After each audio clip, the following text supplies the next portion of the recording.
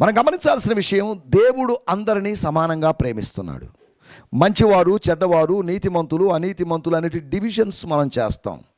లేదా పలాని క్యాస్ట్, పలాని రిలీజియన్ అని, పలాని sub caste అని మనం డివిజన్స్ చేస్తాం. పరలోకమందు ఉన్నటువంటి మన తండ్రి అనగా సృష్టికర్త అయిన దేవుడు అటువంటి డివిజన్స్ కలిగించేవాడు కాదు. విభజించు, పాలించు అనేది ఆయన విధానం కాదు. ఐక్యపరచి పాలించడం అనేది ఆయన యొక్క విధానం. మాట ఎందుకు చెప్తున్నానంటే, మత్తయి సువార్త 5వ అధ్యాయంలో మనం గమనించినట్లయితే, దేవుడు మంచివారి మీదను చెడ్డవారి మీదను తన సూర్యుని ఉదయింపజేసి, మంచివారికి చెడ్డవారికి సూర్యోదయం, శుభోదయం కలుగుతుంది. అంతేకాకుండా నీతిమంతులకును అనీతిమంతులకును వర్షాన్ని కురిపిస్తాడట. ఉదయం వచ్చు రీతిగా ఆయన వస్తాడు, వర్షము వచ్చు రీతిగా వస్తాడు.